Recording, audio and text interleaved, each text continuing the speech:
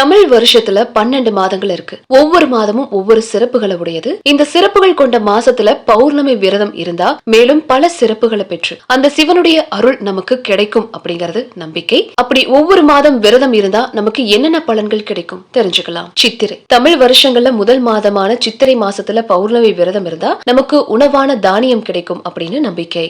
வைகாசி வைகாசி மாதம் திருமணத்துக்கும் சுப நிகழ்ச்சிக்கும் ஏற்ற மாதமா கருதப்படுது. எந்த ஒரு நல்ல காரியம் செய்ய வேணும் அப்படின்னாலும் வைகாசி மாதமே சிறந்தது. ஆணி ஆணி மாசம் பௌர்ணமி விரதம் இருந்தா குழந்தை இல்லாம தவிக்கிறவங்க கண்டிப்பா குழந்தை பாக்கியம் கிடைக்கும். ஆடி மாசத்துல அம்மனுக்கு உகந்த நாளா சொல்லப்படுது. இந்த நாட்கள்ல அம்மனுடைய அருள் கிடைக்கும். ஆணியில குழந்தை பாக்கியம் பெற்று ஆடியில வளைகாப்பு போடுவது சிறப்பான ஒரு விஷயம். ஆவணி மாசத்துல பௌர்ணமி விரதம் இருந்து வந்தா செல்வம் பெருகி வழியும் அப்படிங்கறது நம்பிக்கை.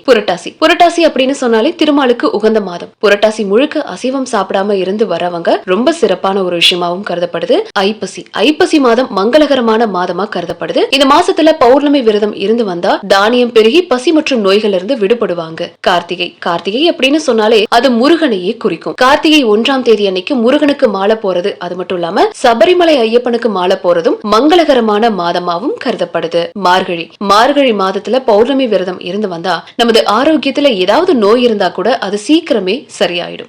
தை மாசம் அப்படிங்கிறது விவசாயத்துக்குரிய மாதம். தை முதல் நாள் அன்று தை பொங்கல் அப்படிங்கிறது நம்ம எல்லாருக்குமே தெரியும். நெற்பயிர்கள் அன்னைக்கு அறுக்கப்பட்டு நமக்கு உணவா வருது. அதனால இந்த சிறப்புமிக்க மாதத்துல பௌர்ணமி விரதம் இருந்து வந்தா நமக்கு தேவையான எல்லா நன்மைகளும் கிடைக்கும். மாசி மாசத்துல பௌர்ணமி விரதம் இருந்தா நம்முடைய எல்லா துன்பங்களும் விலகும். பங்குனி மாசத்துல பௌர்ணமி விரதம் இருந்தா நம்ம மத்தவங்களுக்கு தர்மம் செய்யறதுக்கு பதிலா அந்த பலன் நமக்கு கிடைக்கும் அப்படிங்கறதும் சொல்லப்படுது.